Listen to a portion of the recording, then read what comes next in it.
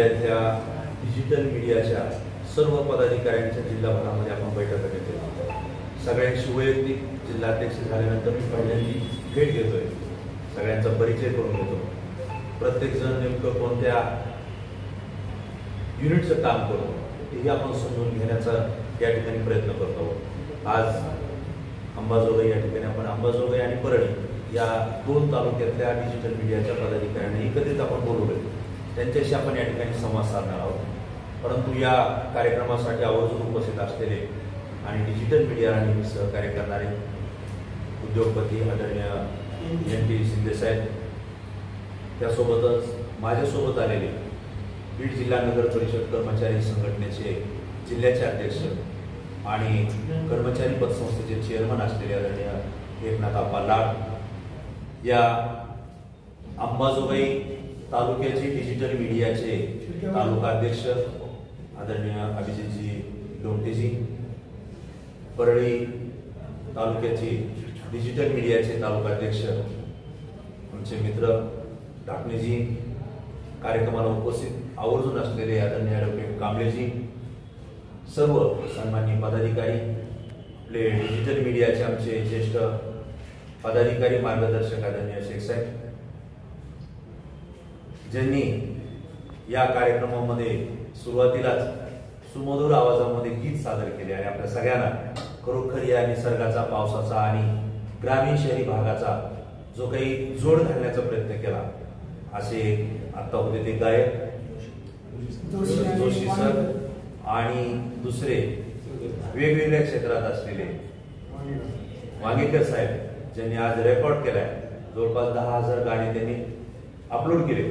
ही काही साधी गोष्ट नाही, मी त्यांचंही मनापासून अभिनंदन करतो। आणि महत्वाचा भाग, आज आपल्या अंबाजोगाई डिजिटल मीडिया परिषदेचे तालुक्याचे कार्याध्यक्ष आदरणीय सतीशजी मोरे सर यांचा वाढदिवस आहे। त्यांना आपल्या सगळ्यांच्या वतीने मी पुनश्च एकदा मनापासून हार्दिक शुभेच्छा देतो। ते दीर्घ आयुष्य राहावेत असं शिंदे साहेबांनी त्यांना शुभेच्छा दिल्या, परंतु ते सुखी, समाधानी, आनंदी आणि निरोगी दीर्घ आयुष्य राहावेत अशा सदिच्छा मी आपल्या सगळ्यांच्या वतीने त्यांना या ठिकाणी देतो। तर म्हणजे बैठक घ्यायची, पदाधिकाऱ्यांशी बोलायचं, डिजिटल मीडियाचं काम कसं करायचं, कशा पद्धतीनं करायचं याविषयी चर्चा करायची। परंतु कांबळे साहेब असतील, शिंदे साहेब असतील, यांनी काही प्रश्न उपस्थित केले आणि थेट चौथ्या स्तंभावरच भाव घातला। कारण काय होत आहे, प्रत्येकाला चौथा स्तंभ माहिती शिंदे साहेब, पहिला, दुसरा, तिसरा कोणी विचारत नाही, कोणी सांगतही नाही। विषय असा आहे की चौथ्या स्तंभाचं काम आहे 3 स्तंभावर लक्ष देणं आणि ज्या 4 स्तंभावर सगळी लोकशाही जिवंत आहे त्यांना आधार देणं। आमच्यात लक्षात येत नाही की पहिले 3 स्तंभ नेमकं काय करतात, ज्यांच्यावर राज्याची, या देशाची, या जनतेची जबाबदारी आहे, ती माणसं नेमकं काय करतात हा आमच्या समोरचा प्रश्न आहे।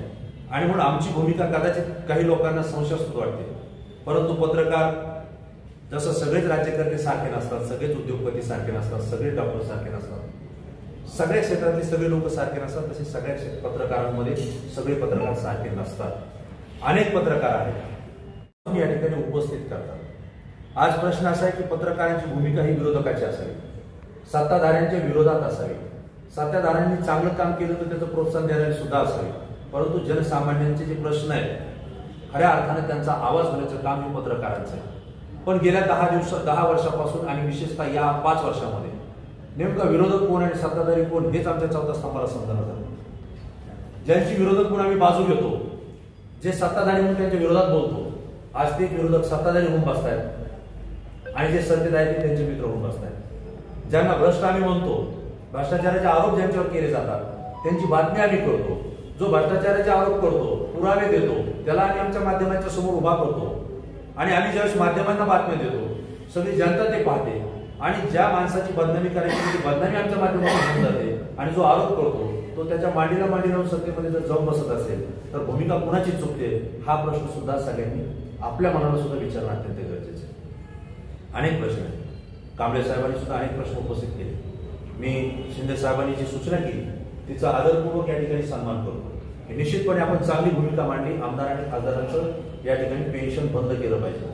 पण प्रश्न असा आहे साहेब, आपण बंद करण्यासाठी लढा देतोय, परंतु हे बंद करण्याचा निर्णय ज्या सभागृहामध्ये होतो त्या सभागृहाच्या या सगळ्या सदस्यांना पेन्शन आहे आणि ज्यावेळेस आपण कर्मचाऱ्यांची पेन्शन बंद करतोय सरकार, त्याच वेळेस जनता रस्त्यावर उतरते, कर्मचारी रस्त्यावर उतरतात. 10 लाख शिक्षक आणि कर्मचारी हे नागपूरच्या अधिवेशनावर त्या ठिकाणी मोर्चा घेऊन गेले, परंतु त्यांच्या तोंडाला पाणी पुसलं गेली. त्यांचा हक्क आणि अधिकार असलेली पेन्शन त्यांना नाकारण्यात आली आणि त्याच सभागृहामध्ये पुन्हा आमदारांची खासदारांची पेन्शन 40,000 वाढवण्यात आली. ही काय चेष्टा आहे? हा जोक आहे. आज आपण आवाज उचलता.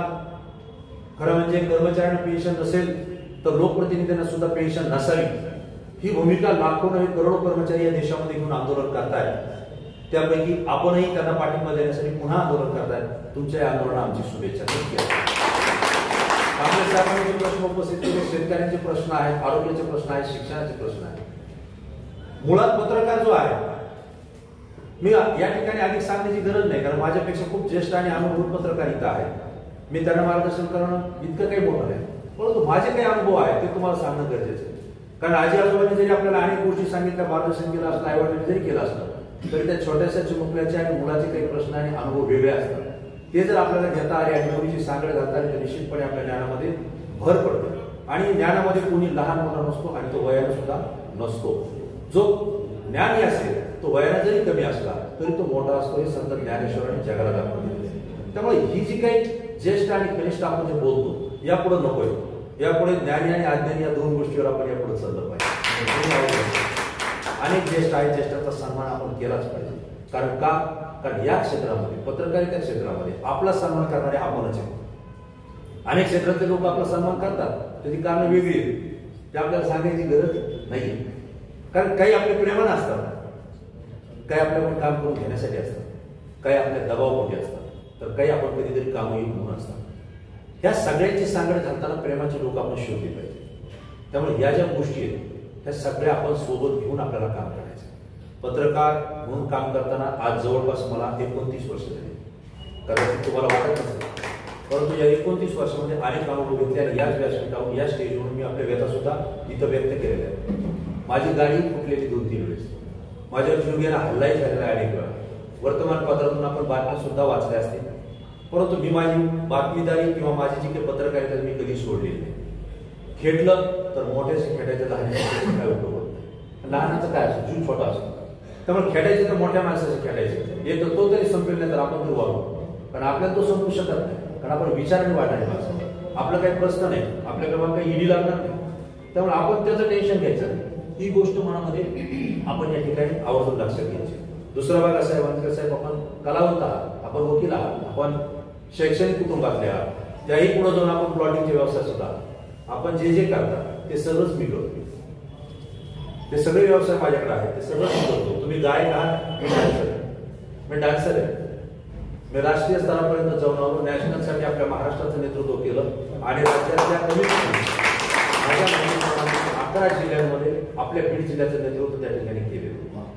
मी वक्ता म्हणूनही काम करतो, नृत्य म्हणून काम करतो, सांस्कृतिक चळवळी अनेक वर्षातून चालवतो. मी स्वतः शिक्षक आहे, त्यामुळे मी शिक्षण क्षेत्रातही काम करतो. मी शिक्षक संघटनेच्या गेवराई तालुक्याचा अध्यक्ष आहे, मराठवाडा शिक्षक संघटना.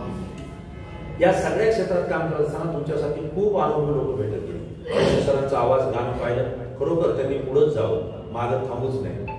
परंतु हे सगळे विषय हातात असताना कांबळे साहेबांचे विषय सांगितले आपल्याला की शेतकऱ्यांचे प्रश्न आपण हाताळले पाहिजे, शिक्षण हाताळले पाहिजे. आपण कोणते प्रश्न हाताळतो हेच तर हाताळतो, याच्यापेक्षा वेगळं काय हाताळतो. पण प्रश्न असा आहे की आपले जीव, आपली यंत्रणा ही छोटी आहे. या मोठ्या यंत्रणेसोबत खेळत असताना आपल्याला वाटतं की आपण ते तिथपर्यंत जाऊ की नाही, पोहोचू की नाही, हा समोरचा प्रश्न आहे. आणि एकटा जीव आपण त्यांना कुठपर्यंत खेळणार, कुठपर्यंत आपण ताकद लावणार, हा प्रश्न निर्माण झाला. म्हणूनच आपले मराठी पत्रकार परिषदेचे मुख्य विश्वस्त एस.एम. देशमुख सर यांनी एक एक एक एक करत सांगड घातली आणि एक युनिटी तयार केली. तिलाच मराठी पत्रकार परिषद म्हणतात, जी देशामध्ये सगळ्यात मोठी पत्रकारांची संघटना आहे. त्याचा मला अभिमान वाटतो की याच पत्रकार संघटनेशी संलग्न असलेल्या डिजिटल मीडिया परिषदेमध्ये आपण सगळे काम करतात. या अभिमानाची आणि स्वाभिमानाची गोष्ट. आज प्रिंट मीडिया असेल किंवा प्रेस मीडिया असेल, या मीडियामध्ये काम करणारे बहुतांश पत्रकार हे एस.एम. देशमुख सरांच्या मार्गदर्शनाखाली महाराष्ट्रभर नव्हे तर देशभर काम करतात, अनेक राज्यामध्ये काम करतात. परंतु या सोबत जगाच्या सोबत आपण बदललं पाहिजे. आपण नेहमी सांगतो की आपल्याकडे पहिली टाटाची घड्याळ असेल, ती बंद पडली. नोकियाचा मोबाईल सगळ्यात जास्त चाललेला आहे, तो आता दिसत नाहीये. त्याचं कारण असे की समाज व्यवस्थेसोबत आणि वेळेनुसार त्यामध्ये बदल करणं गरजेचं आहे. जर तो बदल तुम्ही स्वीकारला नाही तर टायटन सारख्या घड्याळाला सुद्धा पाठीमागं राहावं लागतं. हा इतिहास आहे, आपण पाहतोय.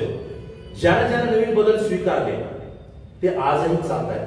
टाटा अजूनही उत्पादन करत आहे, टाटा वेगवेगळ्या क्षेत्रात आहे, त्याही गाड्या चालत आहेत. मारुती आणखी बदल करतोय, मारुती चालतोय. जे काही नवीन प्रगत तंत्रज्ञान आहे जे समोर येतं त्यानुसार आपल्याला चालावं लागतं. पण पत्रकार क्षेत्रामध्ये मी लिखाण करत होतो. जवळपास 29 वर्षामध्ये अनेक लेख लिहिले, अनेक आलेख लिहिले, अनेक रोखोक लिहिले, सडेतोड लिहिले. हे सगळं करत असताना किती लोक अंगावर आले याचा विचार केला नाही.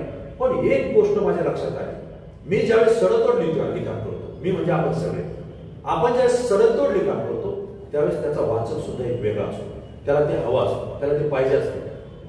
त्यापैकी 10 पैकी 1 जण तरी आपल्याला भेटून म्हणतो की तुमचं मी वाचलं बरं का, खरंच जबरदस्त होतं.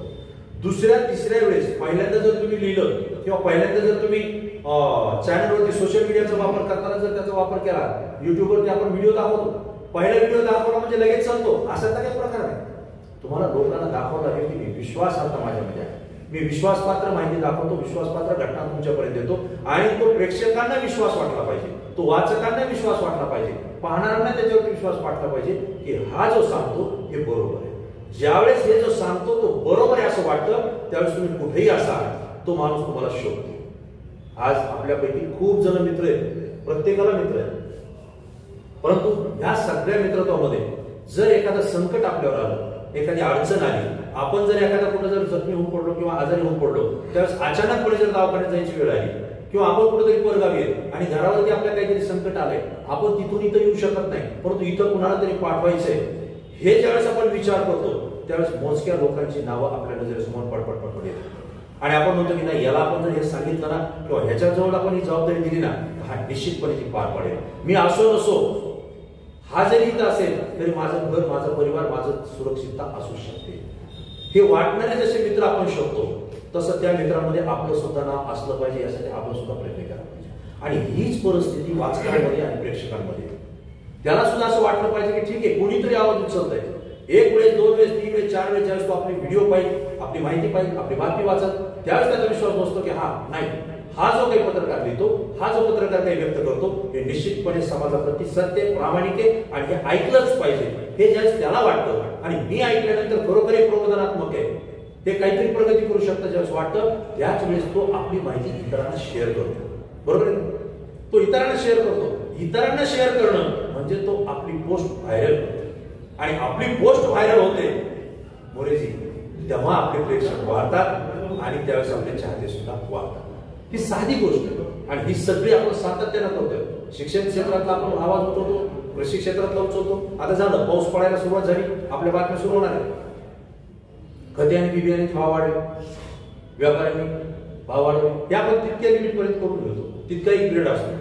बरोबर नाही, महिनाभर आपण शेतकऱ्यांना बियाणं मिळावं, औषध मिळावं, खते योग्य पद्धतीने मिळावं, इथपर्यंत आपण करतो. पण आपल्या पुन्हा लक्षात येतं, आपण 4 दिवस झाला बातमी लावतो, फरक काही पडला नाही. आपण 4 दिवस झाला व्हिडिओ करतोय, फरक काही पडत नाही. आणि यासाठी संघटना महत्वाची, यासाठी संघटना महत्वाची. आणि डिजिटल मीडिया परिषद हिची या सध्याच्या परिस्थितीमध्ये, बदलणाऱ्या परिस्थितीमध्ये नितांत गरज आहे.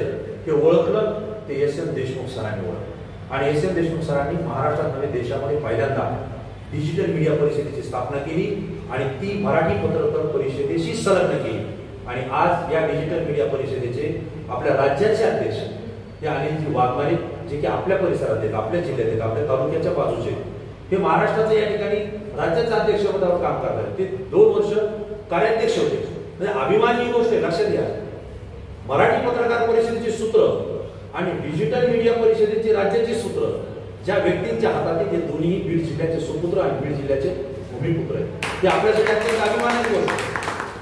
आज एस.एम. देशमुख सर राज्यात देशामध्ये काम करत असेल तर डिजिटल मीडियामध्ये वाघमारे सर राज्यामध्ये काम करतायत आणि जिल्ह्याची जबाबदारी जिल्हाध्यक्ष म्हणून माझ्याकडे त्यांनी दिलेली आहे. आणि म्हणून माझंही काम आहे, माझंही कर्तव्य आहे की आपल्या जिल्ह्यातल्या प्रत्येक तालुक्यामध्ये जो डिजिटल मीडियामध्ये काम करतो, मग डिजिटल मीडिया कोणता? काही लोकांचा समज आहे, गैरसमज आहे सिद्धेस आहे, डिजिटल मीडिया म्हणजे फक्त युट्यूब नाही. डिजिटल मीडियामध्ये युट्यूब नाही, जिथं जिथं डिजिटलचा वापर केला जातो तो सगळा मीडिया हा डिजिटल आहे. मग ते फेसबुक असेल, तो व्हॉट्सअप असेल, तो इंस्टाग्राम असेल, तो ब्लॉग असेल, ऑनलाईन दैनिक असेल किंवा आमचं युट्यूब त्याच्यामध्ये प्राधान्य असेल किंवा न्यूज चॅनल सुद्धा असतील. हे सगळेचे सगळं डिजिटल मीडिया आहे. मग एवढं जर सगळं डिजिटल मीडिया असेल तर डिजिटल मीडिया कमी कसं होऊ शकतो? डिजिटल मीडियाचं महत्व कमी कसं होऊ शकतं? आज मी आपल्याला जिवंत काही घटना सांगतो, जिल्ह्यातल्या सांगतो, राज्यातल्या दूरच. जर डिजिटल मीडिया आज अस्तित्वात नसता, डिजिटल मीडियामध्ये दुनियाच्यासारखी काम करणारी माणसं नसती, तर या राज्यात आणि देशात आणि या जिल्ह्यातल्या अनेक घटना दबल्या असत्या. त्या घटना कदाचित शेजाऱ्याला सुद्धा समजल्या नसत्या, दूरच्या गावाला तर समजल्याच नसत्या. ही स्थिती. कारण अनेक विचाराची माणसं आहेत. आणि एक लक्षात घ्या, प्रवाहाच्या विरोधात जो जातो तो कायम टिकतो, कायम टिकतो. मग तो जन्मात असताना टिकेल किंवा मृत्यू असेल तो त्यानंतरही टिकेल. पण जो प्रवाहाच्या विरोधात वागतो तो अविरतपणे कायमपणे टिकतो, जिवंत राहतो, त्याच्या नावाने जिवंत राहतो. आपण पाहतो एखाद्या वडी, नदी, नाल्यातून जे पाणी वाहतं, पाणी जर इकडे या पद्धतीने वाहत असेल तर मासे त्या पद्धतीने कधीच वाहतात. मासे पावतात कोणत्या बाजूनं? त्याच्या विरुद्ध दिशेने पाहतात. कारण माशांमध्ये ती ताकद आहे प्रवाहाच्या विरुद्ध दिशेनं पळण्याची.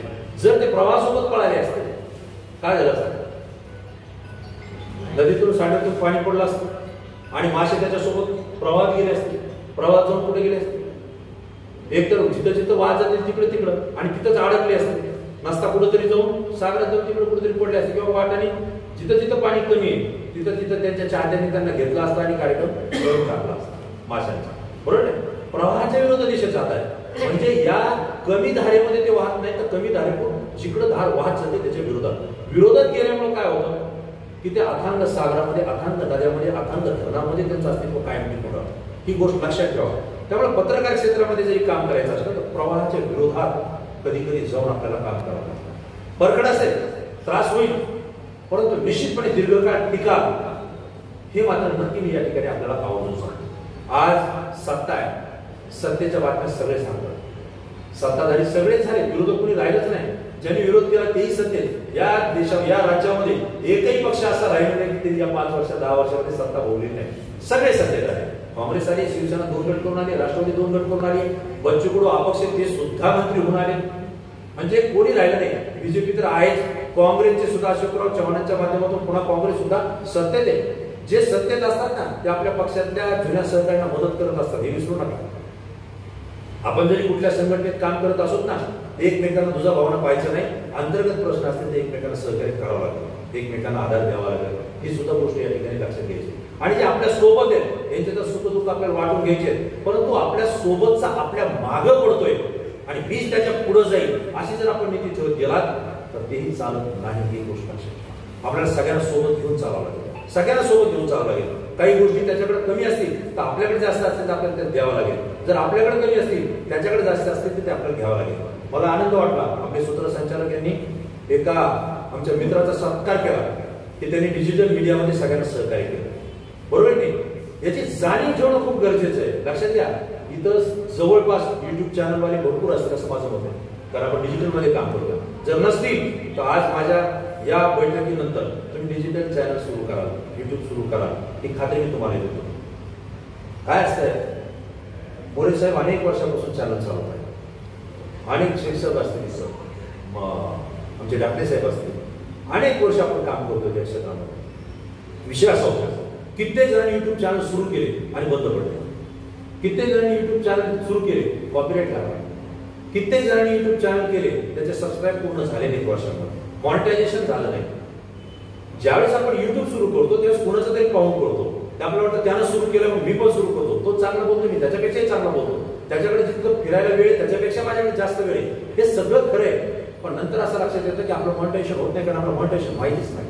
आपण फक्त एकच लक्षात घेतो की त्याचं सुरू आहे म्हणून मी सुरू केलं. आता याच्या पुढे याच्यामध्ये काय करायचं हे ज्यावेळेस आपल्याला कळतं त्यावेळेस आपल्याला बराचसा वेळ निघून गेलेला असतो. आणि ज्यावेळेस आपल्याला समजतं त्यावेळेस वेळ कमी राहिला असतो आणि कमी वेळेमध्ये मग ते उद्दिष्ट आपलं पूर्ण होत नाही. आणि मग काय होतं, खच्चीकरण होतं आपलं. अरे हा मागून आला, 7 महिन्यामध्ये याचं मॉनिटायझेशन झालं, त्याचे सबस्क्राईब वाढले आणि वर्षभर चालवतोय, माझं मॉनिटायझेशन झालं नाही आणि आता माझं चॅनल बंद पडलं. निरुत्साह येतो माणसाला आणि माणूस काम करत नाही. दुसरी गोष्ट, मनामध्ये अहंगंड असतो, मी तर जुना आहे हा नवा आहे, मी याला कशाला विचारू तुझं कसं झालं. हे जे काही मनामध्ये आपण ठेवतो ना त्याच्यामुळे आपलं नुकसान जास्त होतं. लक्षात घ्या, गुरु हा कोणत्याही मार्गाने येत असतो, तो कुठूनही येत असतो, तो शोधता आला पाहिजे आणि त्याच्याकडून जेवढी विद्या घ्यायची किमान तेवढी तरी आपल्याला घेता आली पाहिजे. त्याची सगळी विद्या घेऊ नका, कारण गुरु अनेक प्रकारचे आहेत, सगळे आपल्याला माहिती आहे. सगळ्या विद्या नाही घ्यायच्या, आपल्या कामाची कोणती तेवढी घ्यायची. एवढं जरी केलं आपण तर लक्षात येतं. जुन्या काळामध्ये रॉकेल आणि पेट्रोल हे ज्यावेळेस वापरले जायचे त्यावेळेस नरसाळ वापरले जायचे, माहिती आहे आपल्या सगळ्यांना. त्या नरसाळ्यामध्ये वरती एवढं मोठं तोंड आहे त्याचं, असं वाटतं कितीही टाकलं तरी आपण तेवढंच खाली पडत, खाली पडताना तेवढं नाही पडत, खाली मात्र करंगळीसारखी धार पडते ना. म्हणजे ज्ञानाचं भंडार हे नरसाळीच्या तोंडासारखे वरच्या, पण आपल्याला जे घ्यायचंय ते जेवढं गरजेचं आहे, कामाचं आहे, तेवढं तितक्याच वेगानं, तितक्याच गतीनं, तितक्याच क्षमतेनं ते आपल्याला घ्यावं लागेल. मी त्याचं सगळंच घेईन असं जर आपण म्हणलो ना तर तो काही सगळं देणार नाही आणि आपल्याला काहीच मिळणार नाही. कारण त्याला जर कळलं तुम्ही सगळंच घेणार आहे, तो होतं का त्याच्यात नाही वाटत. काहीतरी मला दे हे म्हणल्यानंतर तो देत असतो. मग एकटा जर देणार नसेल तर माझ्याकडे पहिल्यापासून एक अनुभव आहे. शिक्षकही आहे, क्षेत्रामध्ये काम करतो. कधी कधी माझ्याकडं शिक्षण क्षेत्रात असताना मी औरंगाबाद शिकायला होतो संभाजीनगर, आणि शिकत असताना माझ्याकडे डबा सुद्धा नसायचा कधी, कारण डबा नेहमी मेस कधी उघडी असायची, कधी नसायची. आणि अशा वेळेला मी म्हणजे जाऊ दे आपण तास करू आणि सगळं आपलं झाल्यानंतर आपण जेवायला जाऊ. ज्यावेळेस मी जात होतो त्यावेळेस माझ्यासोबतचे 4-5 मित्र डबे आणत असायचे, कारण ते एक तर रूमवर स्वयंपाक करायचे, नाही तर त्यांची मेस लवकर उघडायची. ज्यावेळेस तो डबा यायचा त्यावेळेस लक्षात घ्या त्यांच्या डब्यामध्ये एक भाकरी असायची, 4 जणांच्या डब्यात, आणि मी 5 होतो. ज्यावेळेस एक भाकरी त्यांच्या डब्यामध्ये असायची, ज्यावेळेस मला ते जेव म्हणायचे त्यावेळेस प्रत्येक आपण मला फक्त चतकोरच भाकरी मिळायची. ज्यावेळेस मला चतकोर भाकरी मिळायची त्यावेळेस लक्षात घ्या सगळ्यात जास्त भाकरी तुम्हाला मिळायची, मला मिळायची. का? कारण त्याच्या एक भाकरी मधून त्याने 4था हिस्सा चतकोर ही मला दिलेली. 4 जणांनी चतकोर मला दिली, त्यांच्याकडे फक्त पाऊण भाकरी राहिली, पण 4घांनी चतकोर दिल्यामुळे माझ्याकडे मात्र पूर्ण भाकरी राहिली. लक्षात घ्या, माझं पोट त्यावेळेस भरायचं आणि त्यांचंही पोट भरायचं, कारण त्यांच्यातला एक घास त्यांनी दिलाय, पण 4घांच्या 4 घासानं माझं पोट भरायचं. कोणीही उपाशी राहत नव्हतं, उलट त्यांच्यापेक्षा समाधान मी मानायचो, कारण त्यांच्यापेक्षा चतकोर भाकरी मला जास्त मिळायची. लक्षात घ्या, समाजामध्ये एक भाकरी घेऊन फिरणारे भरपूर आहेत, ज्ञानाचे भंडार आहेत. आज शिंदे साहेब इथं बसले हे तुमचं भाग्य आहे, कारण तुमच्या सोबत येऊन बसणं काही सोपं काम नाही. पत्रकारांच्या कार्यक्रमात जाणे एवढी हिंमत करत नाही कोणी, कारण काय चुकलं काय बरोबर नाही काय सांगता येत नाही, पण तुमचे रिलेशन चांगले त्यामुळे तुम्ही आलाय. एक गोष्ट लक्षात घ्या, असे अनेक विरोधी आपल्या बाजूला आहेत, त्यांच्याकडून थोडं थोडं घेण्याचा प्रयत्न, ज्ञानाच्या स्वरूपात घेण्याचा प्रयत्न, अनुभवाच्या स्वरूपात घेण्याचा प्रयत्न. या सगळ्या अनुभवांची जर आपण सांगड घातली ना तर तुम्हाला सांगतो तुम्हाला कोणी रोखू शकत नाही. त्याच्या वाचून माझं काही होत नाही ही भावना पण कधी कधी गरजेची आहे, कारण त्याच्याशिवाय मी जगू शकत नाही ही जर भावना निर्माण झाली ना तर त्याच्यासारखं खच्चीकरण कोणतंच नाही. आज लाडसाहेब माझ्या सोबत आहेत, लाडसाहेब काही डिजिटल मीडियाचे नाही आहेत, पण माझ्या सोबत असतात, मी त्यांच्या सोबत नेहमी असतो. ज्यावेळेस कधी मला असं वाटतं लाडसाहेब महत्वाचा मुद्दा आहे, आपण इथं बाईट घेतली पाहिजे, ते असं म्हणत नाही मला काय संबंध, तुम्ही तुमचं बघा, ते काय असतं मला माहित नाही असं म्हणत नाही. ते लगेच म्हणतात कॅमेरा स्टँड आणले करा बसून, ते स्वतः धरतात शिक्षक, मला म्हणतात करा सोडून. मग एक व्यक्ती आपल्या सोबत आहे त्याचा आधार किती असतो हे ते चॅनल जे चालवतो ना त्याला कळतं. पण त्याही पुढे जाऊन जसं सेल्फी झालेली सेल्फी, आपला फोटो कोणी काढत नाही, आता काढते फोटो, आता आपण काढला पण कसं, पण आपले फोटो कोणी काढत नाही, स्वतःचे फोटो स्वतःला काढावं लागतात, त्याला सेल्फी म्हणतात. कारण आपले फोटो काढण्याची संख्या कमी होत चालली आहे, कारण आपणच आपले काढत चाललो. त्यामुळे आपल्याकडे सेल्फी स्टिक आहे, सरणे लावली, आता त्यांना कोणावर डिपेंड राहायची गरज नाही. आता ते जरी तिथं नाही राहिले तरी काय कमी सुरू झालेलं आहे. लक्षात घ्या मी काय बोलतोय, म्हणजे तुम्हाला सेफ व्हावं लागेल, त्याच्याशिवाय माझं चालत नाही हा मुद्दा बाजूला ठेवावा लागेल. परंतु त्याच्याशिवाय मी सगळंच करेल हे सुद्धा बाजूला ठेवावं लागेल. तिथं अहंभाव आहे, तिथं स्वाभिमान आहे. अहंभाव आणि स्वाभिमान या दोन्हीची जर सांगड घातली तर त्या माणसाला रोखणं एवढं सोपं नाही, आणि स्वाभिमानी माणसाला रोखणं अत्यंत कठीण बाब आहे, कठीण बाब. फक्त तुम्ही स्वाभिमानी राहा, तुम्ही काम करा, तुमच्याकडे सगळे येतात सगळे. याचा अनुभव मी अनेक वेळेला घेतलेला आहे, आणि त्यामुळे मी आजही कुठे चालतो तर माझ्या गाडीमध्ये तुम्ही आता जरी पाहता तर माझ्या गाडीमध्ये 3 स्टँड आहेत, 3 स्टँड आहेत गाडीमध्ये, 2 माईक आहेत, एक स्टँड माझ्या सोबत आहे. इथं काय सांगता, इथं जर काही घडलं कार्यक्रमाची गरज पडली तर कोण जाईल आपला माहिती. लक्षात घ्या, गरज म्हणजे कधी कुणावर डिपेंड राहायचंच नाही, स्वाभिमानानेच राहायचं. आणि जर असं राहिलो तर निश्चितपणे आपण पुढे जाऊ शकतो. आज येता येता केजून दौरा होता, आणि माझ्या लक्षात आलं की आम्ही मसाजोगला नाश्त्यात थांबलो. मसाजोग नाश्त्याचं पॉईंट तुमचा प्रसिद्ध आहे. तिथं थांबल्यानंतर एक लगेच लक्षात आलं की मसाजोग प्रकरण गाजते, बीड जिल्ह्यातला गाजते आणि आपण इथून चाललोय, आपण भेटलं पाहिजे. मी धनंजयजी देशमुख यांची भेट घेतल्यानंतर त्यांचे संवाद साधला आणि संवाद साधल्यानंतर माझ्याकडे कॅमेरा होताच. हे कधी विसरायचं नाही जिथं आपण जाऊ, कारण डिजिटलमध्ये काम करतो. आज मी अंबाजोगाईला आलो, हे कशातून समजणार आहे? तुम्ही अंबाजोगाईमध्ये बैठक घेताय, हे कशातून समजणार आहे? हे डिजिटलमध्ये. लक्षात घ्या, हे जग प्रसिद्धीचं आहे. जो प्रसिद्धीच्या प्रवाहात राहतो तोच प्रसिद्ध होतोय. आज शिंदे साहेब आंदोलन करतायत, मोठं आंदोलन आहे, गंभीर स्वरूपाचं आंदोलन आहे, महत्वाचं आंदोलन आहे, पण याला जगासमोर आणायचं कोण आणणार आहे? लक्षात येते? लक्षात घ्या. आणि मग मी एकटा काय करू शकतो? तर एकटा सुद्धा काहीही करू शकतो, ही गोष्ट कधीच विसरायची नाही. प्रवाहाच्या विरोधात जायचंय. लक्षात घ्या, सरकारचे गुण गाणारे अनेक मिळतील, ही योजना राबली, ती योजना राबली, ते चाललंय, हे चाललंय, ते चाललंय, सगळं चाललंय. अरे पण तिच्यामध्ये दोष आहे, तिचा फायदा यांना होत नाही, त्याचा फायदा यांना होत नाही, यांना काय झाला, हे जर आपण लिहिलं तर ती वाचणारे पाहणाऱ्यांची संख्या खूप मोठी आहे, खूप मोठी आहे. आज या देशामध्ये महाराष्ट्रामध्ये गरिबांची संख्या जास्त आहे का श्रीमंतांची जास्त आहे? गरिबांची संख्या जास्त आहे, बरोबर? गरिबांची संख्या. रोजगार जास्त आहेत का बेरोजगार जास्त आहेत? बेरोजगार जास्त. लक्षात घ्या. धार्मिक जास्त आहेत का अधर्मी जास्त आहेत? धार्मिक लोक जास्त आहेत का अधर्मी जास्त आहेत? अधर्मी जास्त आहेत. मला तर जिथं कुठं संपदा दिसतात जनसंख्येत लोक दिसतात. लक्षात घ्या, मी बोलतोय त्याचा अर्थ समजून घ्या. प्रवाह कोणत्या बाजूला चाललाय ते तुमच्या लक्षात येईल. मग जर बेरोजगारांची संख्या जास्त असेल आणि आपण रोजगाराच्या संदर्भात माहिती देतोय, फक्त त्याला रोजगार मिळाला, त्याला नोकरी मिळाली, तो मोठ्या पदावर गेला, हा मोठ्या पदावर गेला, तो मोठ्या, बेरोजगारांना ते पाहावं का? बेरोजगारांना ते ऐकावं का? इथं आपल्याला काय द्यावं लागेल? बेरोजगारांना रोजगार कोण देणार? बेरोजगारांची संख्या इतकी आहे, यामध्ये बीएससी शिकलेले इतके, ऍग्रीचं शिक्षण घेतलेले इतके, त्यामध्ये एमबीबीएचं शिक्षण घेतलेले किंवा आणखी कुठं काय असतील, डीएड असतील, बीएड असतील, काय जे असतील ते, इतकं मोठं शिक्षण घेऊन सुद्धा हे बेरोजगार आहेत. यांना कोण न्याय देणार? हा प्रश्न उपस्थित केल्यानंतर लोक जास्त होतील का हा नोकरीला लागला म्हणून जास्त होतील? हे आपल्या लक्षात आलं पाहिजे.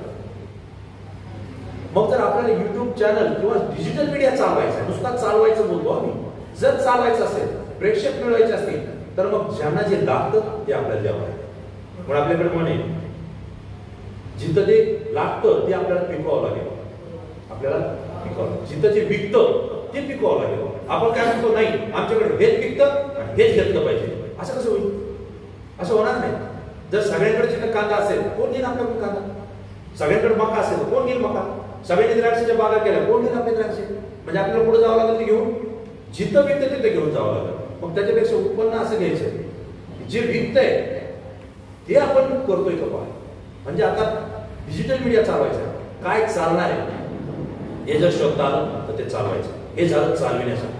आणि नावलौकिक मिळवायचं असेल, प्रतिष्ठा मिळवायची असेल, तर मग जे सच्च आहे, जे सत्य आहे ते तुम्हाला सांगावं लागेल.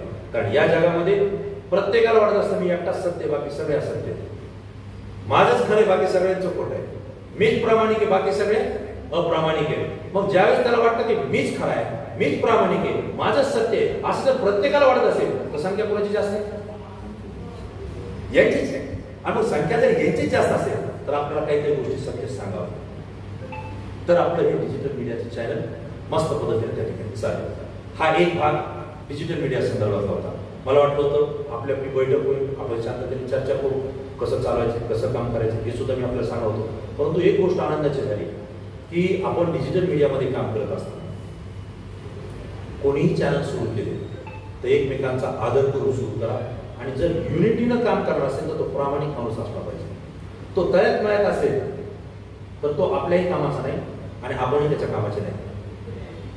तो आपल्याकडून मतलब घ्यायला असेल आणि आपणही त्याच्या मतलबासाठी फक्त संख्यात्मक त्याला आणत असो तर हे दोघांनाही आपण एकमेकांना फसवतो हा त्यातला अर्थ.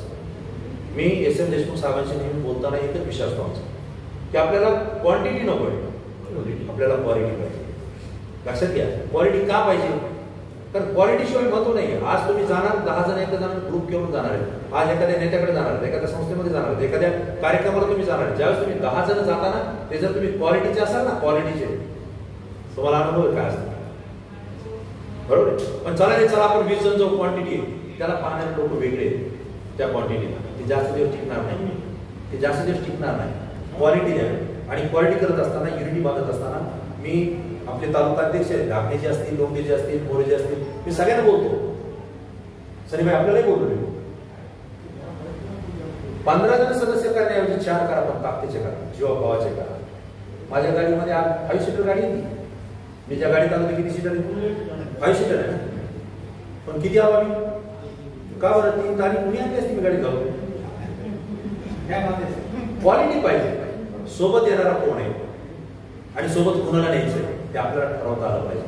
आणि ज्यावेळेस आपण हे ठरवू त्यावेळेस तुम्हाला सांगतो, कुणाला सांगायची गरज पडत नाही. ही गोष्ट प्रामुख्यानं या ठिकाणी लक्षात घ्या. आज आनंदाची बाब अशी आहे की आपण चॅनल चालवतोय, मॉनिटायझेशन होत नाहीये. जर झालंच तर व्हिडिओ चालत नाहीये. व्हिडिओ चाललेच तर आपल्याला तेवढे डॉलर पडत नाहीये. कारण 1 महिन्यामध्ये किमान 28 दिवसामध्ये $100 पडले पाहिजे. अकाउंट पेमेंट येतं नसतं, ते पुढच्या महिन्यामध्ये जातं, ते काही काळ होत नाही. परंतु पुढच्या महिन्यात जाईल, कदाचित 3 महिन्यात जाईल. या महिन्याचा खर्च भागायचा कसा, पुढच्या महिन्याचा भागायचा कसा? आणि मग यासाठी आपलं सुद्धा हातभार लागला पाहिजे. वर्तमानपत्राला जाहिराती आहेत, बातम्या आहेत, सगळ्या गोष्टी आहेत. आपल्याकडे थोडं जरा कमी होतं. SM देशमुख साहेबांनी ओळखलंय, राज्य सरकारकडे मागणी केली की जसं प्रेस मीडियाला, प्रिंट मीडियाला आपण शासनाच्या जाहिराती देतो म्हणून त्यांचं चालतं. कारण जरी बाकीच्या जाहिराती नाही आल्या तरी या जाहिराती किमान येत असतात, त्याची बिलही निघत असतात. तसं डिजिटल मीडियामध्ये काम करणाऱ्या YouTube चॅनलला सुद्धा गव्हर्नमेंटच्या, शासनाच्या जाहिराती मिळाल्या पाहिजेत. ही मागणी SM देशमुख सरांनी पहिल्यांदा लावून धरली. आणि मला आनंद या गोष्टीचा आहे की गेल्या 7 ते 8 दिवसापूर्वी राज्य सरकारने निर्णय घेतलाय की YouTube चॅनल आणि सोशल मीडियामध्ये काम करणाऱ्याला शासकीय जाहिरात दिली जाईल. तर जो चालवतो त्याला या शासकीय जाहिरातीचं महत्व कदाचित माहिती. आज आमचे टाकण्याचे अतुल्य महाराष्ट्र चालतंय, त्यांना माहिती आहे शासनात जाहिरात नाही आल्यावर काय होतं, आल्यावर काय होतं. अनेक येतील आपल्याकडे बसले आणि ना पानभर येऊन जाते, मोकळं होतं. तर 15 ऑगस्ट असो, 26 जानेवारी असो, काही सण असो, उत्सव असो, शासनाची योजना असो, इलेक्शन असो, येत आहे. मागायची गरज नाही, पण दारा द्यायची गरज. युट्यूबवाल्याचं नव्हतं, आता ते होणार आहे. आणि आज आनंदाची गोष्ट आहे, आपल्या राज्याचे डिजिटल मीडियाचे प्रांताध्यक्ष आणि वाघमारे सर ते आता सध्या मुंबईमध्ये बैठकीमध्ये बसलेले. माझं कालही पूर्ण झालं. काल रात्री ते निघाले, आज पोहोचले. मी ज्यावेळेस केजमध्ये होतो त्यावेळेस ते मुंबईमध्ये बैठक हॉलमध्ये चालले होते. आणि मी त्यांना विचारतो बैठक सुरू झाली का, काय झालं, मला लवकर कळवा. ते म्हणजे नाही, मी आता चाललोय तिकडं, म्हणून मी पण अंबाजोगाईमध्ये 10 मिनिटात पोहोचतो. बैठक सुरू आहे. ती बैठक कुणी बोलवली? ती प्रायव्हेट नाही आहे, ती राज्य सरकारनं बोलवली. आणि त्या राज्य सरकारनं बोलवलं असणार राज्यामध्ये ज्या डिजिटल मीडियामध्ये काम करणाऱ्या संघटना आणि पदाधिकारी आहेत त्याच्या प्रमुखांची ती बैठक बोलली असेल. त्या ठिकाणी ती बैठक आता सुरू आहे. म्हणजे सोशल मीडियातल्या कोणत्या युनिटला जाहिरात केली पाहिजे, कशा पद्धतीने केली पाहिजे. जसं वर्तमानपत्रामध्ये अ ब क दर्जा आहे तसा याच्यामध्ये काही अ ब क दर्जा देता येईल का? बरोबर आहे ना, हे होणारच. कोणाचे 1000 सबस्क्राईब, कोणाचे 25,000, कोणाचे लाख आहेत, कोणाचे 2 आहेत, कोणाचे मिलियन आहेत. ह्या सगळ्या गोष्टी बघून किंवा सबस्क्राईब मिलियन मध्ये किंवा सबस्क्राईब लाखामध्ये, पण त्याचा व्हिडिओचा जो 300-500 याला पण द्यायची का? या सगळ्या गोष्टींचा बारकाईने विचार करणारं युनिट म्हणजे डिजिटल मीडिया परिषद फक्त एकमेव महाराष्ट्रातली आपली, बारकाईनं. आणि म्हणून मी तुम्हाला या ठिकाणी सांगतो, यामध्ये खूप मोठं करिअर आहे, खूप मोठी संधी आहे. आपण सगळ्यांनी या ठिकाणी येत असताना जबाबदारीने, प्रामाणिकपणे, आणि मला हे करायचंय या उद्देशाने जर आपण आलो तर निश्चितपणे तुम्हाला या ठिकाणी यश मिळाल्याशिवाय राहणार नाही. माझं चॅनल DS न्यूज चॅनल आहे, DS न्यूज चॅनल. मी आश्चर्य या गोष्टीचं आहे, तुम्हाला आश्चर्य वाटेल. माझं युट्यूब चॅनल नव्हतं.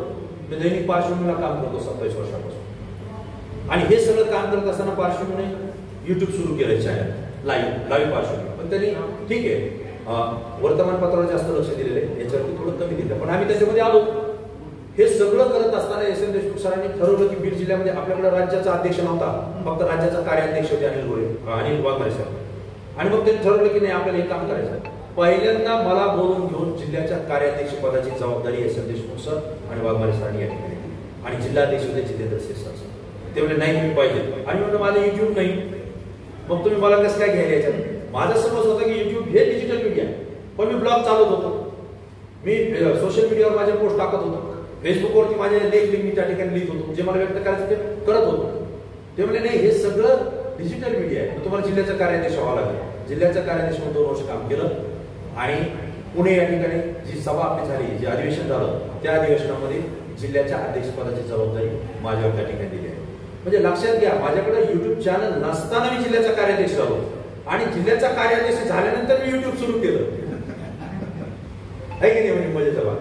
आणि डिजिटल मीडियाची ताकद बघा. मी ज्यावेळेस युट्यूब चॅनल सुरू केलं 15 दिवसामध्ये रेकॉर्ड पाहायचा, 15 दिवसामध्ये माझं चॅनल मॉनिटायझेशन झालं.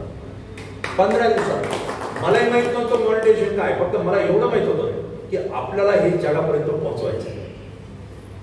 मी पोहोचवलं. 15 दिवसात मॉनिटायझेशन झालं. त्याला काय काय नियम होते? 10,000 व्ह्यू पाहिजे, 4,000 वॉच टाइम पाहिजे तासाचा, आणि सबस्क्रायबर 1,000 काहीतरी पाहिजे. हे सगळं करत असताना योग जुळला, जमलं. आणि आज स्थिती अशी आहे की आज आपण व्हिडिओ जर टाकला, मोरे सरांनी सांगितलं की लाखापर्यंत प्रेक्षक जातात. परवा दिवशी मी टाकला एक व्हिडिओ, तो 4,98,900 लोकांनी पाहिला 2 दिवसात. म्हणजे 5 लाख लोकांनी पाहिला. का पाहिला? कारण तिथं ते विकत होतं म्हणून मी ते पिकवलं, है ना? असे ते व्हिडिओ तुम्ही पण टाकले, पण ज्यावेळेस ती गरज असते ना त्यावेळेस टाकावं लागतं. आता पावसाळा सुरू आहे, उन्हाळ्याची बातमी टाकून काय उपयोग होणार? पावसाळा सुरू झाल्यानंतर काय समस्या आहे आणि काय फायदे, त्या 2 गोष्टीचा शोध घेतला. त्या जर कार्यक्रम सुरू केला, सुरू होईल. इलेक्शन लागणार आहे, स्थानिक स्वराज्य संस्थेचं, जिल्हा परिषद पंचायत समिती वाटी.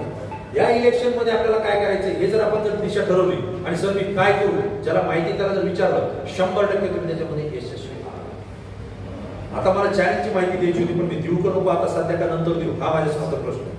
कारण ज्यावेळेस समोर लाईव्ह असतं त्यावेळेस मला काही गोष्टी मर्यादा आहेत आणि त्या गोष्टी आपल्याला ऑपरेटमध्ये नियोजन आपल्या सांगा. काय सगळ्या संघटना काम करतात, आपल्या संघटनेच्या पदाधिकारी आपण तयार करतोय. इतरांना तयार करण्याची जबाबदारी आपण कुठे घेतली, पण आपल्या सोबत जे येतात त्याला बळ दिलं पाहिजे. ही गोष्ट आपण या ठिकाणी करतोय. आणि महत्वाचा भाग सांगतो, शिंदेसाहेब अनेक राजकीय नेते मंडळी सभा घेतात. मी प्रवक्ता होतो पक्षाचा, तुम्हाला माहित असेल असं मला माहिती. परंतु मी 2-3 पक्षामध्ये काम केलं, तिन्ही पक्षामध्ये जिल्ह्यापर्यंत पदवी करून काम केली. सभा घेत असताना एखाद्या नेत्याने जर सभा आयोजित केली, 500 लोक आणताना किती दम निघून जातो त्याला विचार. आणि आज जवळजवळ सगळ्या नेत्यांच्या आसपास मार्गदर्शक, सल्लागार, नियोजन करता हा आमचा पत्रकार बांधवच आहे की नाही? खरं सांगा. ठीक आहे, आपल्याला तो पटतो न पटतो तो भाग वेगळा, तो तिकडं तर आपण इकडं. पण लागतो का लागतो? कारण समाजामध्ये फिरणारी माणसं आपण आहोत. समाजातले काय चुकीचं चाललंय, काय बरोबर चाललंय, काय चर्चा चालली, काय केलं तर इफेक्ट कसा होऊ शकतो हे आपल्याला कळतं. म्हणून कदाचित मी समजतो, म्हणून कदाचित कोणत्याही विभागामध्ये आपल्या लोकांना स्थान आहे की नाही? आज 500 लोकांची जर सभा घ्यायची असेल तर त्या नेत्याला वर्ष, 2 वर्ष, 5 वर्ष काम करावं लागतं.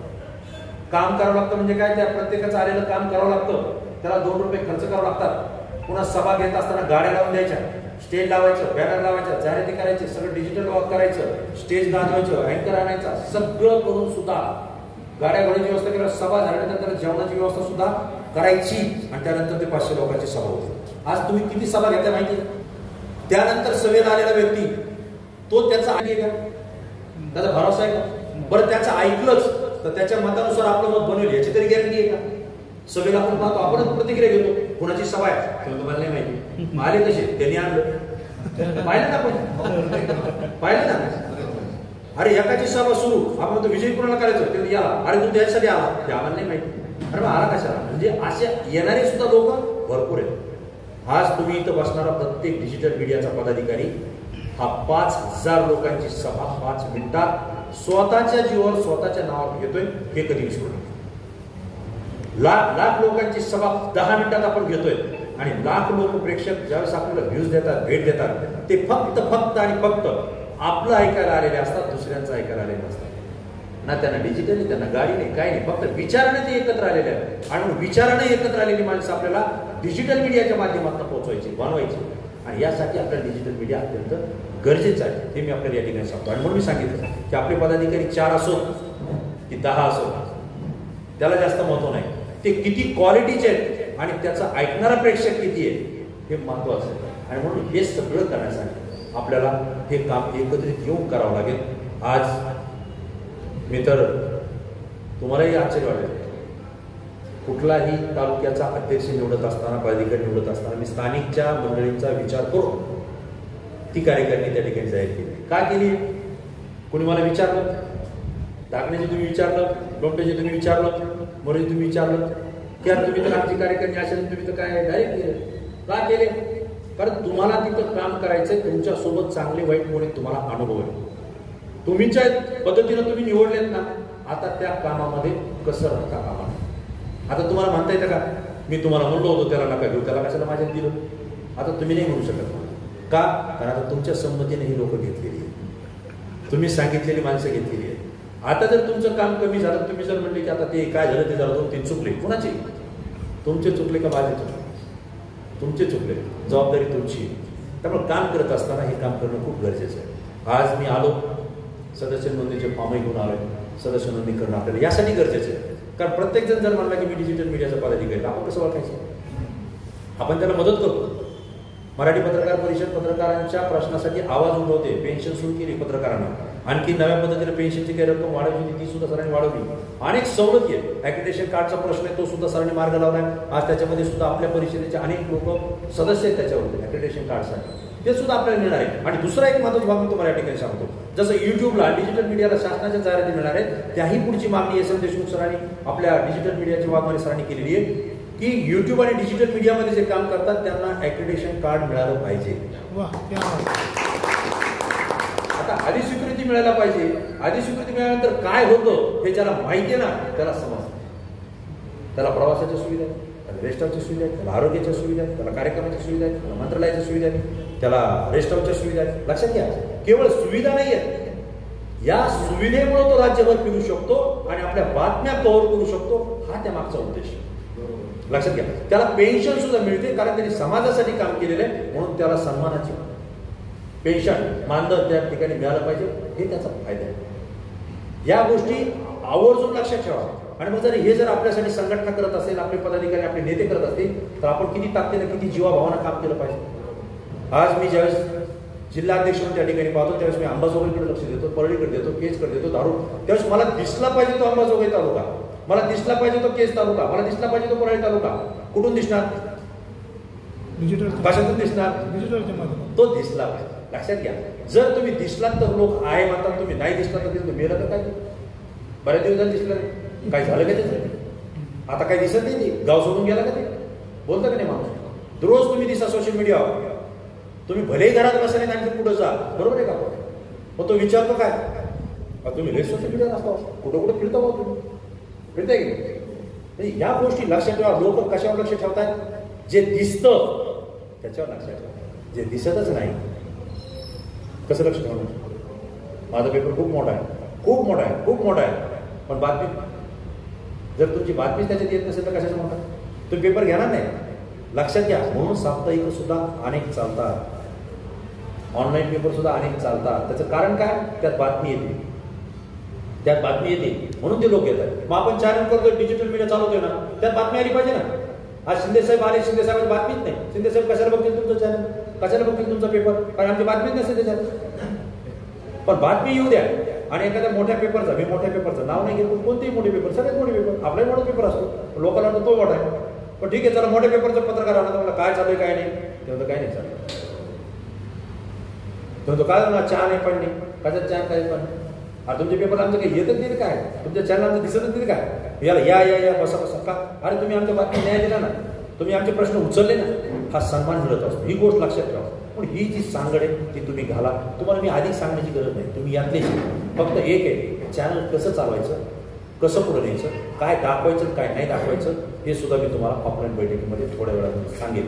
परंतु एक गोष्ट लक्षात असू द्या, कायमस्वरूपी डिजिटल मीडिया परिषद यामध्ये आपण सदस्य होतोय, आपण पदाधिकारी होतोय, ही आपल्यासाठी अभिमानाची स्वाभिमानाची गोष्ट आहे. ती अगोदर मनामध्ये पुनगाट बांधा.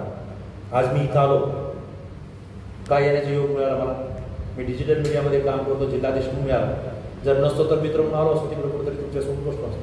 हा सन्मान मान मिळतो या पदावरती मिळतो, या संघटनेत मिळतो. आणि या संघटनेने ठरवलंय, मराठी पत्रकार परिषद, आपल्या पत्रकाराला जर काही अपघातही झाला, त्याच्यावर हल्ला जरी झाला तरी सुद्धा त्याला न्याय आणि बळ हे संघटनेमार्फत मिळालं पाहिजे, ही भूमिका.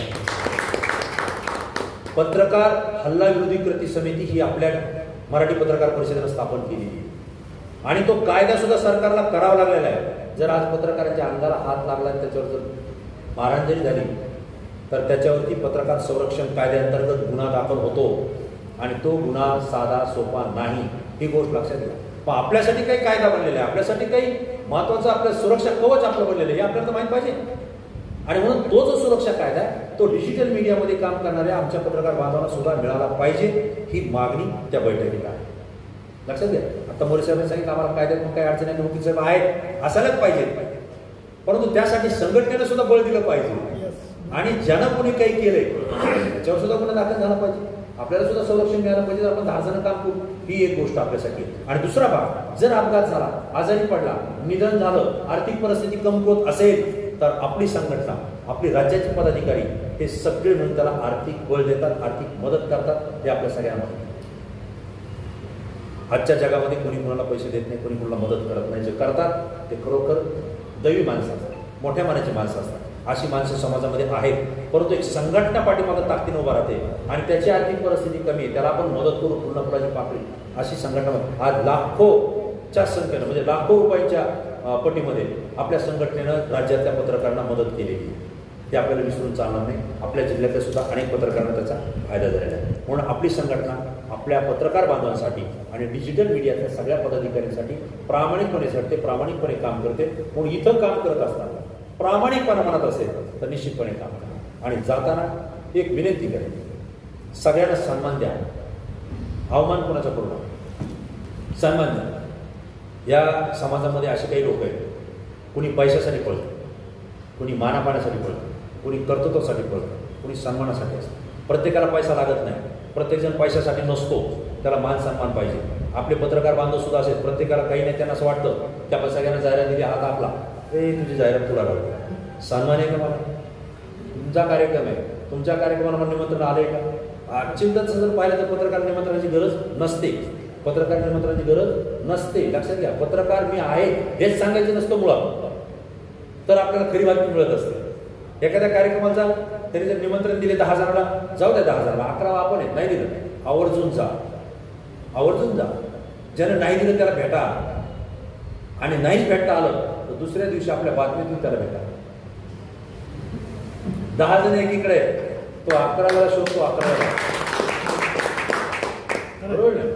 तो 11व्याला शोधतो आणि त्याच्यानंतर लक्षात येतं सोनार की लोहार की गलती झाली आहे.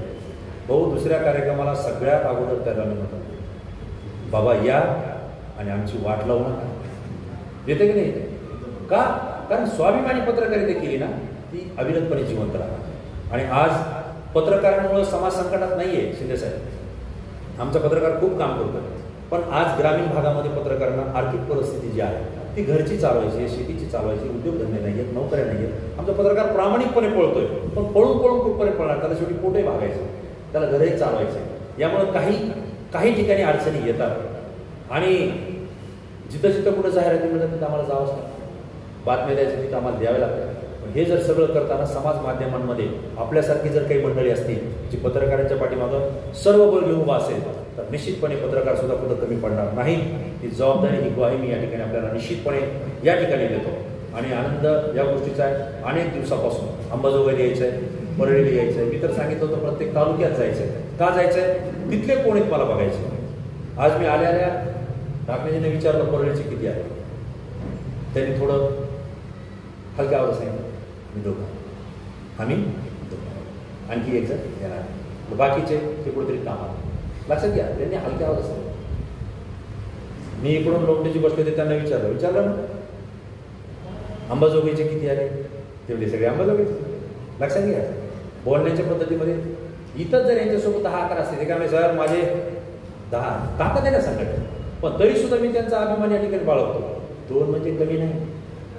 मी आता सांगितलं 1 काय करू शकतो हे लक्षात येत आहे. आज जे इथं घडलं, जे इथं बोललं गेलं, जे कानापर्यंत पोहोचलं, जे मेंदूमध्ये घुसलं ते दोघांच्याच घुसलं. इतरांना काय फायदा होईल याचा? काय होणार नाही. नुकसान कोणाच झालंय? जे नाही आले त्यांचं झालंय. मग संघटनेचा कार्यक्रम जिल्ह्याचा अध्यक्ष या ठिकाणी येतोय, एक काहीतरी प्रोग्राम घेऊन येतोय आणि त्यावेळेस तुम्ही जर वेळ देत नसाल तर ही खंतीची बाब. हे आपल्या संघटनेत चालत नाही. 365 दिवस तुम्ही तुमच्यासाठी आम्ही आहे, पण ज्यावेळेस आपण काहीतरी प्रोग्राम घेऊन येतो त्यावेळेस मात्र तुम्ही उपस्थित राहायला पाहिजे. तो प्रोग्राम काय तो स्वीकारला पाहिजे. त्यात काही वाटत असेल कमी जास्त पण तुम्ही सूचनाही केल्या पाहिजे, म्हणजे आपल्याला तो बदलता येईल, तो नियोजन करता येईल. मी व्हॉट्सअप ग्रुपला मेसेज टाकून बैठक घेत असतो का? माझ्यासोबत पैकी अनेकांना माहिती आहे, पण मी टाकत होतो मेसेज. तिथे जर आमचा ग्रुप आहे जिल्ह्याचा, मी त्यात मेसेज टाकला मला दौरा करायचा कधी करू, बरोबर असं टाकला ना? बरोबर. आम्ही पाहिलं याच्यात जिवंत किती आहे. जे जिवंत होते त्यांचे नाव घेऊन मी सांगितलं जिवंत झाले, बरोबर ना? सक्रिय, हे सक्रिय झाले ग्रुपवर, हे सक्रिय झाले. लक्षात येईल का सांगतो, मला दौरा करायला तुम्ही करणार, मला ज्या वेळेस मी येणार, पण तुमच्यापैकी कोण किती उत्साही आहे मला कधी कळत. चाचणी घ्यायचं कळत काय नाही. मग मी पाहिलं त्यात कोण कोण आहे. एवढंच नाही, मी प्रत्येक तालुकाध्यक्षाला वैयक्तिक एक मेसेज पाठवले. तुम्ही बालाजीला होते ग्रुपमध्ये, तुम्ही ग्रुपमध्ये सक्रिय व्हा, ग्रुपमध्ये चर्चा सुरू आहे, सगळ्यांना पाठवली, यांनाच नाही. आजची पाठवतेपर्यंत पाठवली तिकडे. मला डाक्यांचा मेसेज आला, सर मी नेहमीच सक्रिय असतो पण मी बालाजीला आलोय. म्हणलं वैयक्तिक तो तुमच्यासाठी नाही, सगळ्यांसाठी आहे. लक्षात घ्या. त्यानंतर किती जण सक्रिय झाले ग्रुपवर आणि त्यांच्या प्रतिक्रिया आहे. मग काय असतं, आपण ज्यावेळेस संघटनेत काम करतो ना त्यावेळेस काम करणारे कोण आहे हे आपल्याला शोधावं लागतं. मी म्हणणार नाही बाकीचं काम करणार नाही, पण काम करणारे कोण आहेत ते शोधावं लागतं. उत्साही कोण आहे हे शोधावं लागतं. आपल्याला नियोजन करताना कोणावर जबाबदारी द्यायची हे शोधावं लागतं, बरोबर आहे की? हे सगळं शोधलं तर लक्षात येईल ना संघटना कुठे चालली, मधून चालली. हे चला आपल्याला जायचंय औरंगाबादला छत्रपती संभाजीनगरला, हो सर. कुठे यायचंय, गेवरेला, आलो सर. आणि सकाळी मी एकटाच गाडी घेऊ, कोणीच नाही. असं झालं तर काय करायचं, अवघड होईल ना, होईल की नाही? ज्यावेळेस मला वाटेल की हा चलो आपण बोललो, हे 10 जण येणार, ज्यावेळेस मला वाटेल ना हे 10 जण येणार, त्यावेळेस मी काय करणार, समोरच्याला बोलणार ना, जिल्ह्यातल्या आमच्या 100 पदाधिकारी येतील. अरे कुठून येतील, आले पाहिजे. आज मी ज्यावेळेस कॉन्फिडन्स देशमुख सर मला विचारते जिल्ह्याची काय स्थिती आहे, मी काय सांगणार, जे आहे ती सांगणार. वाघमारे सर मला विचारते काय झालं अंबाजोगाईला, मी काय सांगणार, जे आहे ते सांगणार. ही गोष्ट लक्षात घ्या. आणि मग ज्यावेळेस आपल्याला काहीतरी कार्यक्रम घ्यायचा जिल्हा स्तरावर, मला कार्यशाळा घ्यायची, कार्यशाळा कोणासाठी घ्यायची, डिजिटल मीडियाच्या पदाधिकाऱ्यासाठी.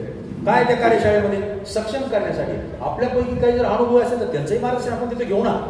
पण हे एकमेकांना घेतल्याशिवाय चालणार नाही. आणि म्हणून अधिवेशन आपल्याला घ्यायचं आहे. कसं घ्यायचं आहे, कुठं घ्यायचं आहे याचा निर्णय आम्ही पण लवकर करतोय. आज मी धारूरवाडा इकडे बोललो होतो, पण धारूरच्या अध्यक्षांनी मला सांगितलं सर आम्हाला केस जवळ पडतंय, आम्ही तिथं आलं तर चालेल का. आनंद वाटला मला. कुणीतरी म्हणलं की मी इथं आलं तर चालेल का, बरोबर ना. त्यांना जे सोयीस्कर आहे तेच करा. पण आता जर तिथं नाही आले तर आता जबाबदार कोण आहे ते, कारण तुम्हाला जे पाहिजे तुम्ही म्हणताय तुमच्या पद्धतीने देतोय, पण तुम्ही ते केलं पाहिजे. हे जर आपण करू तर निश्चितपणे आपल्याला यश आहे. आज सगळे पदाधिकारी आपले उत्साहानं काम करतात जिल्ह्यामध्ये. कोणी इकडं तिकडं मनस्थिती होत असते माणसाची, लक्षात घ्या. सत्तांतर जसे होतात ना तसे काही इकडून इकडं पळतात, त्याच्या बातम्या आपणच देतो ना बातमी.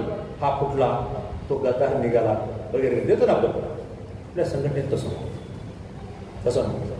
संघटना भूलभुलया अनेक आहे, काम करणारी मंडळी आपल्या आजूबाजूला अनेक आहे, परंतु जीवभावाची आणि जीवाला जीव देणारी संघटना मराठी पत्रकार परिषद आणि डिजिटल मीडिया परिषद आहे. हे मनाशी पुंगार बांधून आज तुम्ही सगळेजण एकत्र आहे म्हणून हा कार्यक्रम इथे येतो. कधी इकडे तिकडे जाण्याचा विचार करू नका.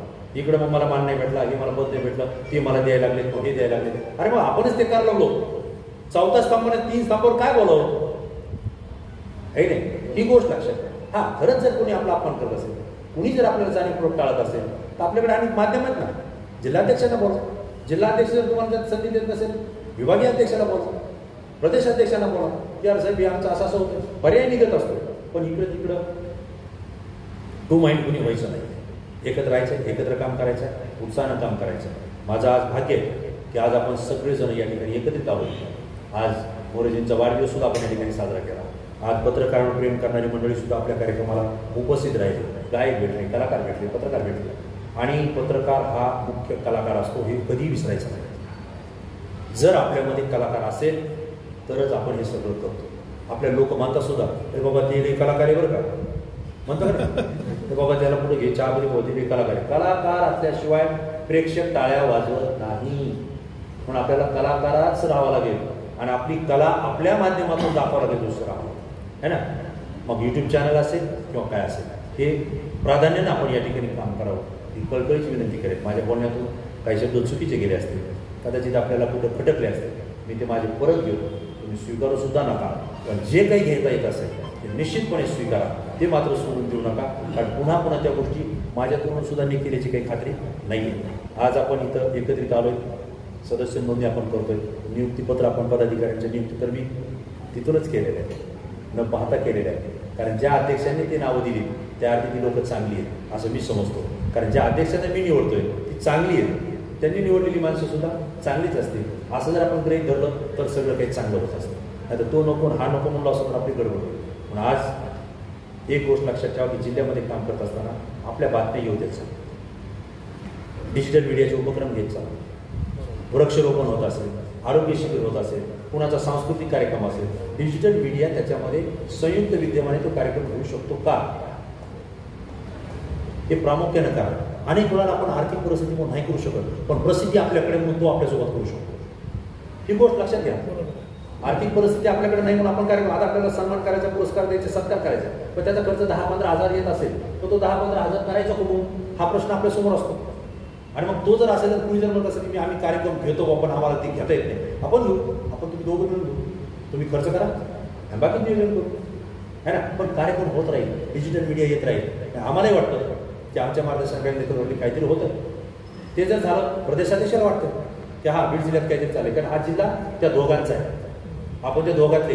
इथं जे दिसतं ते बाकीच्या जिल्ह्यात जातं. राज्याचा मोठा ग्रुप आहे आपला, हजारो सभासद आहेत त्याच्यावरती. मराठी पत्रकार परिषदेचा ग्रुप वेगळा आहे, डिजिटल मीडिया परिषदेचा वेगळा आहे, हल्ला कृती समितीचा वेगळा आहे, सगळे वेगळे ग्रुप आहेत. त्यात आपली बातमी जाते. ज्यावेळेस माझ्याकडे येते त्यावेळेस आम्ही त्याचे सदस्य, आम्ही त्याच्यामध्ये ज्यावेळेस ती बातमी टाकतो ते जिल्ह्यातले कार्यक्रम सगळ्या महाराष्ट्रातल्या पदाधिकाऱ्यांना दिसतात. आणि बीड जिल्ह्यात जरी असं झालं तर त्या जिल्ह्यामध्ये ती चळवळ काय असते सुरू असते. ही गोष्ट आपण कधी विसरायचं नाही, मागं कधी पडायचं नाही, कमी पडायचं नाही. काही अडचण आली कधी विचारायचं आणि एकमेकांच्या पाठीशी मात्र खंबीरपणे उभा राहायचं. ही भूमिका घेऊन आपल्याला या पुढच्या कालावधीमध्ये चालायचं. अधिक लांबलं परंतु लांबू द्या. आलोच त्याच्यासाठी कार्यशाळेचा विषय आहे तो मला वाटतं आपण ऑफलाईनमधून बाकीचे ज्यावेळेस जातील त्यावेळेस आपण डिजिटल मीडियाची पदाधिकारी बसून आपण त्याविषयी चर्चा करू. परंतु आज आपण जशा पद्धतीने एकत्र आहोत तसं या पुढच्या कालावधीमध्ये सुद्धा आपण एकत्र यावं आणि digital media Ambajogai digital media Parli हा त्या ठिकाणी दिसावा. निश्चितपणे यानंतर मी पुन्हा परळीला जाणार आहे, कारण परळीचे पदाधिकारी मला भेटणं खूप गरजेचं होतं. कदाचित दुसऱ्या वेळेला मी तिथं पण जाईल, आजचा योग नाही. आज आपण सर्वजण या ठिकाणी उपस्थित राहिला, बैठकीमध्ये आपण सहभागी झाला, तर म्हणजे यानंतर आपली बैठक होईल, आपल्या चर्चा होईल. काय तुमचे प्रश्न काही अडीअडचणी असेल तर निश्चितपणे माझ्याशी शेअर करा. आणि मराठी पत्रकार परिषदेचे जे पदाधिकारी आहेत, जे ज्येष्ठ पदाधिकारी आहेत, त्यांच्यासोबत सन्मानाने एकमेकांना जुळून घ्या, कारण ते ज्येष्ठ बांधव आहेत, आपल्या फादर बॉडीतले पदाधिकारी आहेत. काही असेल जमत असेल, तत्व जमत नसतील हरकत नाही, फक्त एकमेकांना विचारून सगळं जर चांगलं घातले तर आपला कार्यक्रम चांगला होत असतो. कदाचित त्यांना सुद्धा आता गरज पडत असते एकमेकांची, कारण डिजिटल मीडिया हा लगेच जातो. कारण आजची बातमी उद्या प्रेस मीडिया येईल, आपली बातमी आत्ता येते, सरांनी तर लाईव्ह केले. या पद्धतीचा कार्यक्रम आपला होईल. पुन्हा एकदा आपण सर्वजण असेल त्याबद्दल आपले सर्वांचे मनपूर्वक आभार व्यक्त करतो, सन्मान केला त्याबद्दल आभार व्यक्त करतो. आणि उपस्थित राहिलेल्या आपल्या पत्रकार संघाच्या कार्यक्रमात शिंदेसाहेब असतील, कांबळेसाहेब असतील यांचे सुद्धा मी जिल्हा कमिटीच्या वतीने या ठिकाणी आभार मानून माझे 2 शब्द संपवतो. जय हिंद, जय महाराष्ट्र.